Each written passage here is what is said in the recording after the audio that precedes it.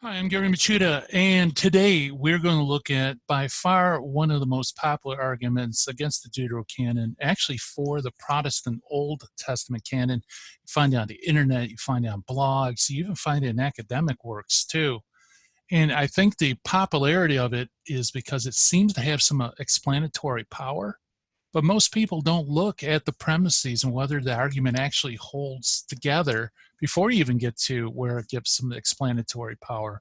So what is the argument? It is the blood of Abel to the blood of Zechariah argument, which is found in Luke 11:50, also Matthew 23:35.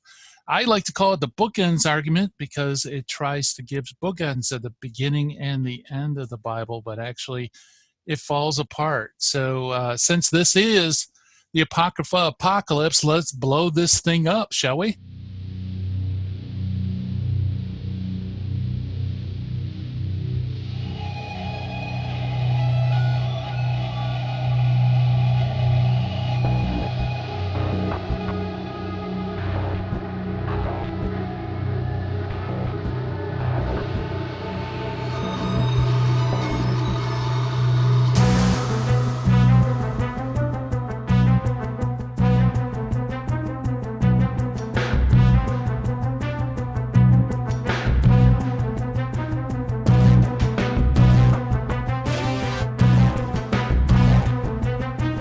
So, what is the blood of Abel argument? Well, it's based on two passages in Luke 11:49 through 51, also Matthew 23:34 through 36.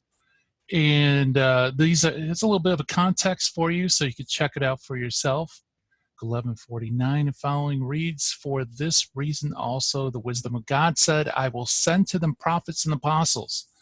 And some of them they will kill, and some of them they will persecute, so that the blood of all the prophets shed from the foundation of the world may be charged against this generation, from the blood of Abel to the blood of Zechariah, who was killed between the altar and the house of God. Yes, I tell you, it shall be charged against this generation."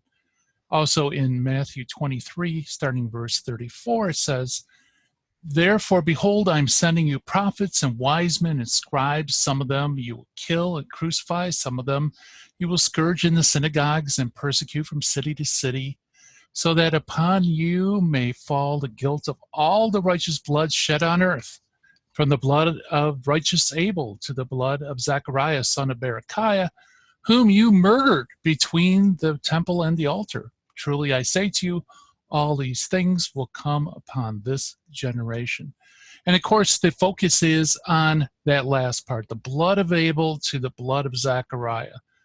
I think a great summary can be found in Roger Beckwith's book, The Old Testament Canon in the New Testament Church and its Background in Early Judaism, where he writes, quote, "Abel's martyrdom is the first and comes near the beginning of the first book of the canon.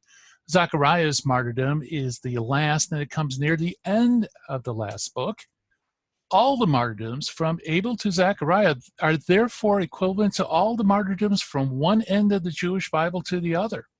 If it is asked why Jesus does not extend his catalog of martyrdoms beyond the bounds of the canon, Luke gives a clear answer. Jesus is not speaking of all the righteous blood without distinction, but all the righteous blood of the prophets. In prophecy, as the Jews knew well, had virtually ended with the composition of the latest book of Holy Scripture." Then he continues, "He is thus confirming that the traditional order of the books, which began with Genesis and ended with Chronicles, goes back to all the essentials to the first century. Nor is he the inventor of this order. His elusive way of indicating the whole canon would be intelligible only if the order were already widely received." So Roger Beckwith is basically saying when he refers to Abel, he's referring to the first prophet that's martyred in the canonical order. And when he refers to Zechariah, he's talking about the last book or the last prophet murdered or martyred in the canonical order, which would be Second Chronicles. So the argument is based on two very simple premises. So let's look at the first premise. Usually when it's presented, they'll say, well, Jesus identifying Abel, which of course is recorded in Genesis, And then he's talking about Zechariah, son of Jehoiada, which is in 2 Chronicles 24. And usually that's about it. They don't even mention any other possible people, as if the only Zechariah Jesus could be referring to would be the son of Jehoiada. Sometimes you might find somebody who will actually mention that it could be the prophet Zechariah, who, of course, is one of the 12 minor prophets. But that's about it. But you know what, folks? There's actually 6 possible candidates for Jesus' Zechariah. This is a huge problem for the first premise of this argument. So who are these candidates? Well, one is Zechariah, the son of Baruch, who's recorded by the first century Jewish historian Josephus in the work on Jewish wars. Another possible candidate is Zechariah, the son of Jabarikaya, who's found in Isaiah 8, verses 2 through 4. Then, of course, you have the son of Jehoiada, which is usually the one that's picked, 2 Chronicles 24. And as I mentioned, also the prophet Zechariah, who, of course, is mentioned in the book of Zechariah. But you also have Zechariah, the father of John the Baptist. Now, this might sound a little strange, but actually, this is a possibility. And then the last possible candidate is a Zechariah who's otherwise an unknown contemporary who was martyred. And that last one, actually, you might think there's probably not a lot of basis for that, but I'm going to give you some evidence that, yeah, that is a definite contender as well. So there is not 1 or 2 possibilities, but actually 6 possibilities. Now, not all of them are of equal weight. And what I want to do is I want to go through each one. I'm going to break down the weight that I see as to whether or not the likelihood of one of these Zechariahs being Jesus's Zechariah. Now, you're probably asking, how can you do that? Well, Matthew and Luke provide us with 6 identity markers that describe the Zechariah who's being mentioned. Okay, now some are kind of broad, some are pretty narrow, but the true Zechariah should fulfill all 6, right? And then we know we have the right Zechariah according to the description of Luke and Matthew. For example, Zechariah is a righteous man. Zechariah was a prophet. The particular Zechariah was martyred in the temple area. His father was Baruchiah, so that we know that through the patronym Jesus gives in Matthew. Also, he was a contemporary of Jesus's audience. I'm going to talk a little bit about this too, because Matthew says, whom you've murdered. Okay. Now, taken in its plain sense, the you there would be Jesus's audience, that somehow Jesus's audience was complicit in the murder of the Zechariah. Now, we can also look at it as part of the historical sense that he's actually talking about you, meaning your ancestors. But actually, you can't move from the plain sense unless you have some justification in the context to do so. So point 5 is an interesting one. And then number 6, there has to be some reason why Jesus put Abel with this particular Zechariah. In other words, the true Zechariah has to have, must be fitting in some way to be paired with Abel. And of course, that's the strength of the Bookends argument, because they would say, well, Abel represents the first book of the Bible, Zechariah represents the last book. But there's other ways you could look at pairing as well. So whoever the true Zechariah is, he should be able to satisfy all 6 of these markers. Now, that doesn't necessarily mean all 6 will be present in Scripture. It could be silent on particular issues. So let's look a little bit at point 5. Point 5, of course, is where I mentioned about whom you murdered between the temple and the altar. This suggests that this Zechariah is a contemporary of Jesus. The plain sense of the text in Matthew 23:35 is that somehow his audience is complicit in the murder of this particular Zechariah. Now, like I mentioned before, when you're interpreting the Bible, you should stick to the plain sense of the text, unless there's something in the context that warrants you going beyond the plain sense. And so we're going to look a little bit at the context, and I'm going to show you really there is no justification. But nevertheless, I'll leave this as kind of a soft point, okay? I'm not going to hammer this home. And if you look at the context, you find out in Matthew that very clearly, whenever Jesus says you, he's identifying that particular audience. He's not identifying the fathers. In fact, he kind of makes a distinction between his audience and the fathers, and to tie their guilt into their own guilt. So woe to you, scribes and Pharisees, hypocrites. So he's talking to the audience. And then he also says, so you testify against yourselves that you are the sons of those who murder the prophets. So the you here is distinct from the fathers. Okay, so they're identifying themselves with the fathers. He says, fill up their guilt. And then continuing on, verse 33, you serpents, you brood of vipers, how will you escape from the sentence of hell? Therefore, behold, I am sending you prophets and wise men and scribes. Some of them you will kill and crucify. Some of them you will scourge in the synagogues and they persecute from city to city, so that upon you may fall the guilt of all the righteous blood shed on earth. And then you go to the blood of Abel, to the blood of Zechariah, whom you murdered. Now, who are all these yous? They're all his audience, right? In fact, we know this because not only does he make a distinction between the fathers and you, but also Jesus changes to the future tense in verse 34. When he says, behold, I am sending you wise men and scribes. Some of them you will kill and crucify. In other words, this is something that's going to be continuing on. Some of them you will scourge in the synagogues. The focus here is on the audience. So when he talks about the Zechariah, the son of Baruchiah, whom you murdered between the temple and the altar, that suggests strongly to me that somehow his audience is complicit in his murder. Not just that the fathers killed the Zechariah and now they're guilty because they identify themselves with the fathers, but somehow they're actually complicit in this. They have that guilt.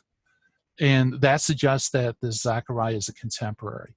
Now, I'll leave it as a soft point. I'm not going to hammer this home that unless point 5 is satisfied, it can't be one of these Zechariahs. I mean, it is possible it could be the historical sense, although, like I said, there's nothing in the context that compels us to go beyond the plain sense. A very important point that I think is often glanced over. So let's look at each of these individuals and go through our checklist of those identity markers and see how well they match up, and then I'll score it for you. All right, let's look at the first candidate. Zechariah, the son of Baruch, also Barius or Bariskaias. There's some variety in the text we have from Josephus. Those are the options. This Zechariah, it's mentioned in Josephus's Jewish Wars, book 5, 4334, for those who want to look it up. But basically, here's the paragraph in which he's mentioned. Quote, and now these zealots and Idumeans were quite weary of barely killing men, so they had the impudence of setting up fictitious tribunals and adjudicators for that purpose. And as they intended to have Zacharias, the son of Baruch, one of the most eminent of the citizens, slain. So what provoked them against him was the hatred of wickedness and the love of liberty, which were so imminent in him.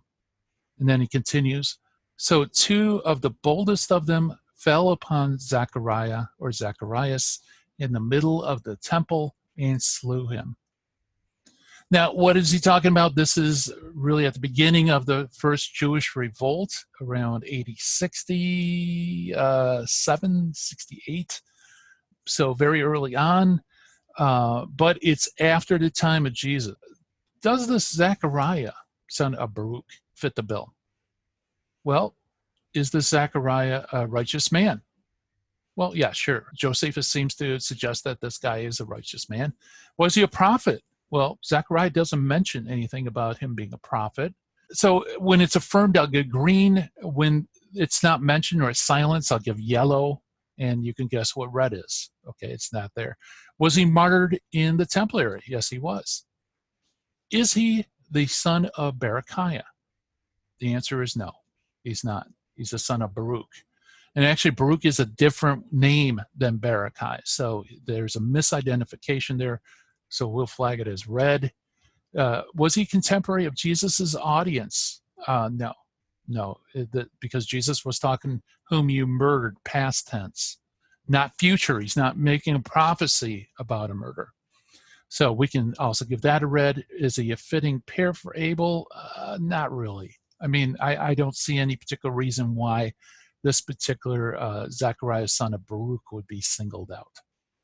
So how are we going to score this, folks? Well, in order to score, we need to somehow quantify things as far as how each candidate matches up to these 6 identifying markers.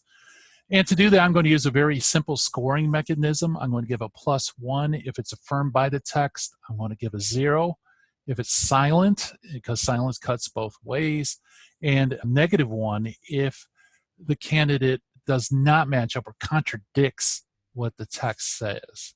Now, actually, it should be more than a -1, because technically, I mean, if it contradicts what's being said, chances are that's not the Zechariah. But I want to give the most charitable interpretation of the blood of Abel argument I can. So we're just going to give it a -1. Not very good. But he's not alone. The next one is Zechariah, the son of Jabarikaya. Now, Jabarikaya is just a fuller form of Berechiah. He's one of the 2 faithful witnesses to Isaiah's prophecy concerning Maher-shalal-Hash-Baz, which is found in Isaiah 8, verses 2 through 4. So not a lot of information about this particular Zechariah, and as you can guess, there's going to be a lot of zeros. Was he a righteous person or a prophet? Well, actually, the text doesn't say so. That would be a 0. So we're going to give a yellow. Yellow will be 0. Also, there's no information about how he died. That's also yellow or a 0. Is he the son of Berechiah? Yeah, he is, because it's Jabarikiah. He's the son of Jabarikiah. Is he contemporary of Jesus' audience? No. Does he fit? Is there a fitting pair with Abel? I don't see it. I just don't see it, so no. So his score also is a -1 if you tally up all the value points. Next, we have Zechariah, the son of Jehoiada, who is the Zechariah in which the first premise rests. Okay, this is son of Jehoiada, found in 2 Chronicles 24, 20 through 22. Now, let me read this text for you. Quote, "Then the Spirit of God came on Zechariah, the son of Jehoiada, the priest, and he stood above the people and said to them, 'Thus God has said, why do you transgress the commandments of the Lord and do not prosper? Because you have forsaken the Lord, he has forsaken you.' So they conspired against him, and at the command of the king, they stoned him to death in the court of the house of the Lord. Thus Joash the king did not remember the kindness which his father Jehoiada had shown him, but he murdered his son. And as he died, he said, 'May the Lord see and avenge.'" Okay, so let's see how well the Zechariah, the son of Jehoiada, matches. First, was the Zechariah a righteous man? Yeah, he was. Was he a prophet? Well, he was a priest, but the Spirit of God came upon him. He spoke in the name of the Lord. So yeah, we'll call him a prophet. Was he martyred in the temple area? Oh yeah, it's definitely there. Was he the son of Berechiah? Well, actually, no, he wasn't. He's the son of Jehoiada. And we know this as a fact because 2 Chronicles twice, in 2 different ways, stipulates that Jehoiada is his father. Now look at this. In 2 Chronicles 24:20, it says that he is the son of Jehoiada. Now underneath here, I give you the Septuagint and also the Masoretic text. Ben Jehoiada, okay, right there. Also, a couple of verses later in 22, says, "Thus Joash the king did not remember the kindness which his father Jehoiada had shown him." This is a different construct. This is not Ben Jehoiada. This is different. It clearly identifies Jehoiada as his father. Okay, so this most definitely is a contradiction with 2 Chronicles. Now, what's interesting is you'll get a lot of pushback on this point because some people believe that Jesus must be referring to this person, that they'll try to weaken this point. And this is how they do it.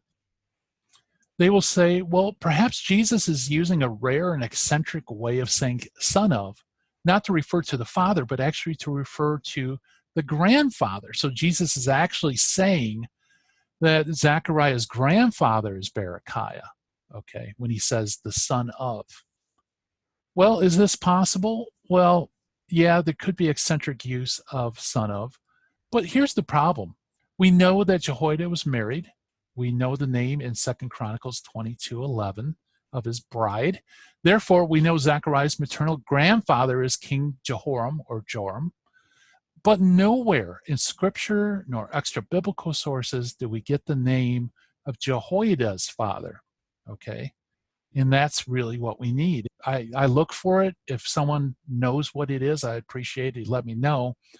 But every resource I've looked at, there's just no answer as to who his paternal father is. Now, this causes a huge problem because Jesus obviously is giving the patronym in order to specify specifically who this Zechariah is. And think about it. And how would he do it? According to this, he uses an eccentric use of son of in order to identify a person who is otherwise nowhere mentioned in the Old Testament or any surviving document that we have. So the patronym actually serves to obscure who Zechariah is, if it was Jehoiada, rather than identify him. And that just seems completely incoherent. It's counterintuitive as well. So I think that's a terrible response. There's a couple others too. Conservative Protestants, for example, will claim that the son of Baruchiah is actually a copyist error, and they'll claim that actually it should have been son of Jehoiada, or perhaps nothing there at all, and this was foisted in by a later copyist. Liberal Protestants actually go one step further. I've seen it where they argue that either Jesus or Matthew actually erred and meant to say son of Jehoiada, but they made a mistake and said Baruchiah. Both of these arguments are even worse than the first one. First, if you look at every major critical Greek edition of the New Testament, all of them give the son of Baruchiah as the preferred text. There's no significant variance, and so there's no doubt as to its authenticity. So if there's no textual evidence to suggest the copyist error, you have to ask yourself, what's the motivation of claiming that there must have been a copyist error? Well, the only thing I could think of is the canonical interpretation of the blood of Abel. And so they will claim there's a copyist error, even though there's no evidence for it. Also, in regards to the liberal Protestant argument that Jesus or Matthew erred, actually, I find this is kind of laughable to suggest that modern liberal scholars knew better who Jesus was speaking of than Jesus or Matthew. That just strikes me as patently absurd and an obvious ad hoc argument to try to save the argument of the blood of Abel. It's just not there. There's no reason to suspect that. And how would you know in the beginning that it has to be the son of Jehoiada? In fact, as we'll see, there's lots of other candidates. Some candidates are actually much better than son of Jehoiada. So that's definitely a negative one. Was he contemporary of Jesus's audience? No. Does it make a fitting pair for Abel? Well, he does, only if the second premise is true, that 2 Chronicles was the last book in Jesus's Bible. Then you kind of could see a pairing that the whole argument kind of rests on. But later on, I'll tell you, actually, there's other way you could pair Abel with the son of Jehoiada in a way that has nothing to do whatsoever with the canon or book orders or anything like that. So we'll get to that at the end. So here's the score for the son of Jehoiada. He gets a 2, has a couple of negative ones there. Better than the other ones, but not much better. Next, we have Zechariah the prophet, one of the 12 minor prophets.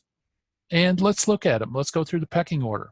Was he a righteous man? Yeah, he was a righteous man. Was he a prophet? Well, obviously, he's one of the 12 minor prophets. So yeah, he was a prophet. Was he martyred in the temple area? Well, actually, scripture is silent as to how prophet Zechariah was martyred. But there is a late week Jewish tradition. I'm just throwing this out there just for information that he was indeed martyred in the temple area. You can find this in the Targum on Lamentations 2:20. I'm not going to read it. You can pause the video, read it for yourself. It's interesting. It does show a later belief. I personally think it's very weak. It doesn't affect our scoring anyway. It's because scripture is silent on it, so therefore we give it a yellow or a 0. Was he the son of Baruchiah? Yes, absolutely, he was. In fact, the book of Zechariah twice identifies him as the son of Berechiah. So he most definitely was the son of Berechiah. Was he a contemporary of Jesus? No. Is he better fitting than Abel? Well, maybe. You could see pairing there, so we'll give it. So essentially, he gets a 3, slightly better than the son of Jehoiada.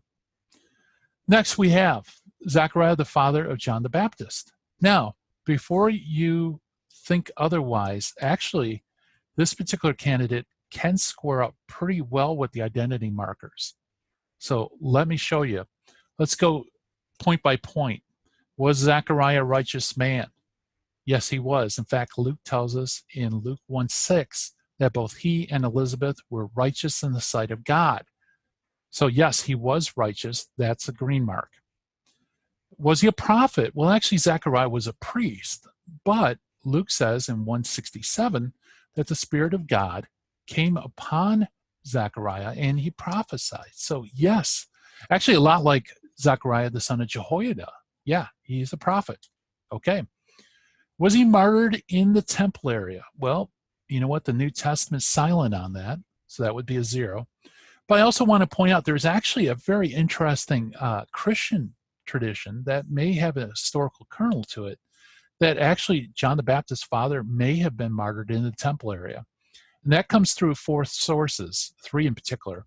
The first one is a very early writing. It's called the Proto-Evangelium of James. It was written before AD 150. You could hit pause. You could read it for yourself. He claims that King Herod, attempting to put to death John the Baptist, came to Zechariah, who refused to tell him his whereabouts, whereby he slays him in the temple area. So that's the background story from the Proto-Evangelium of James.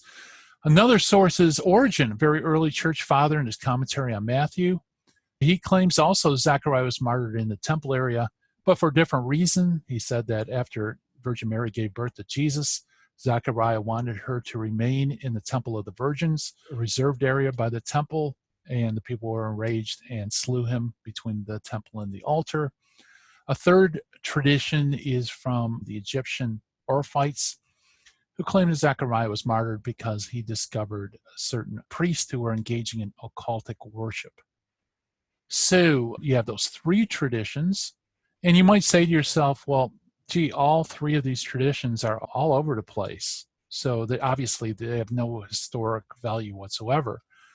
Well, that's sort of true. It is true that they certainly differ widely on why and how Zechariah was martyred, but notice all 3 of them converge on a single point, which very well could be a historic kernel, that Zechariah, the father of John the Baptist, was martyred in the temple area. And also the 4th point, there was a monument that was discovered in 2003 in the Kidron Valley that includes a 4th century inscription that reads, quote, "This is the tomb of Zechariah, the martyr, the holy priest, the father of John." So it's interesting we have all these different threads that kind of point to John the Baptist's father being martyred, even martyred in a temple area. There may be a historic kernel there. But again, we're trying to give the most favorable interpretation for the blood of Abel argument, so we're still going to score a yellow, which is 0, because Scripture is silent on it. Was he the son of Berechiah? Well, again, Scripture's silent on it. Was he a contemporary of Jesus' audience? Yeah, he was, most definitely. Does he make a fitting pair for Abel? Actually, he does. A very fitting pair, because Abel would be the first to be martyred in salvation history, and Zechariah, the father of John, could be the last or most recent to be martyred in salvation history up to the time where Jesus gives this discourse. So yeah, absolutely. He makes a very fitting pair with Abel. So we look at the score here, and what we find is that Zechariah, actually, this particular Zechariah scores pretty high, a 4 on our list. Finally, there's one other option, and that is that perhaps this Zechariah is somebody who is otherwise unknown other than Jesus mentioning him. And that's a very interesting option. Now, you might think, hold on, what are you doing? Are you trying to sneak in a candidate that's really not listed? Why are you trying to say it could be an otherwise unknown contemporary? Well, actually, we have good reason to believe so, because you have to remember this. Authors of Scripture and Jesus, the apostles, and that are portrayed in the Gospels, they don't restrict themselves to a closed system. They don't only refer to things that are written in Scripture. Sometimes they'll refer to things that aren't otherwise written in Scripture. And actually, there's two instances I could show you. For example, Luke 13, verse 1, refers to the Galileans whose blood Pilate had mixed with their sacrifices. That's not found anywhere else in the New Testament. If it wasn't mentioned here in this verse, we wouldn't know about it. Likewise, a few verses later, Jesus himself brings up the 18 people who were killed when the Tower of Siloam fell on them. That's not otherwise known either. That's a contemporary event that he and his audience knew about. But if Jesus didn't mention it, we wouldn't have a clue that this happened.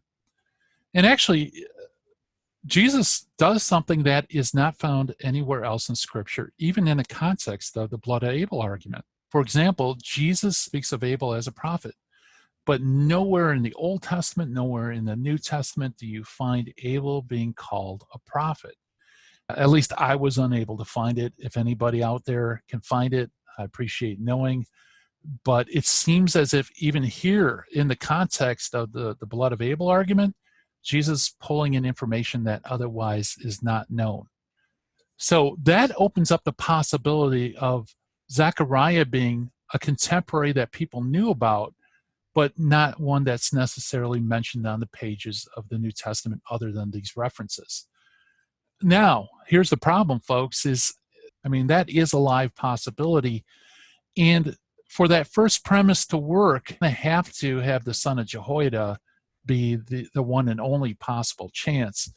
And there's just no way to argue otherwise. Now, on the flip side, there's no way to prove this either, obviously, because he otherwise would be known.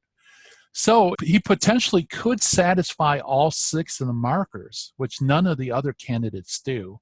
But on the other hand, if it's one of the other candidates, then obviously it doesn't matter. But again, you can't dismiss this last option. So I'm not going to score it. I'm actually going to give it X's. It could potentially be a perfect score in lieu of not being able to identify anyone who perfectly matches all 6 of those points. It certainly is a viable option, which again argues against the first premise. So remember, the son of Jehoiada right there, that is the person that has to be undoubtedly the one Jesus is referring to. And as you can see, there are other candidates and other options, even better options than Jehoiada. So that means the first premise is certainly not a lock. It most likely is wrong. Because why? Because you have the patronym conflict. His father is Jehoiada, not Baruchiah. You also have the difficulty with Jesus accusing his audience of murdering Zechariah, the son of Jehoiada, which doesn't make any sense. The plain sense would be a contemporary, and there's nothing in the context to suggest that moving from the plain text to like a historical sense or something like that. Finally, is he a good pair with Abel? Well, I said, yeah, if the second premise is true, he perhaps could be, but that's not our only option. And actually, I want to talk a little bit about that too. So actually, there's a better pairing for Abel and Zechariah that has absolutely nothing to do with the canon. And consider this. It could be that Jesus chose Abel and Zechariah, the son of Jehoiada, not because they're in the first and the last books of his Bible, but because they are the 2 martyrdoms that Scripture specifically singles out as being particularly worthy of retribution. So in Genesis 4:10, the voice of your brother's blood is crying out to me from the ground. Also 2 Chronicles 24:22, may the Lord see my death and avenge. And that fits perfectly with the context of Luke 11 and Matthew 23. Why? Because all of this will fall upon this generation. All of this will fall upon you. So even if Zechariah, the son of Jehoiada, is the one and only Zechariah, which is not proven and probably is wrong, It still doesn't fit that it must necessarily be because he's found in Second Chronicles. Premise 2, was Second Chronicles the last book of Jesus's Bible? And we'll just park it there, and I'll see you in part 2. Thank you so much for watching, and if you haven't done already, please subscribe, like, do all those social media type things because we appreciate it. Also, if you'd like to support me on Patreon, look me up by my name, Gary Machuda, and you will have access to a lot of other information, in-depth research, not only on the Deuterocanon, but other topics as well, like Mary, Purgatory, all sorts of things. So check it out, folks. And again, thank you so much for watching. And God willing, we'll be back again soon. Bye-bye.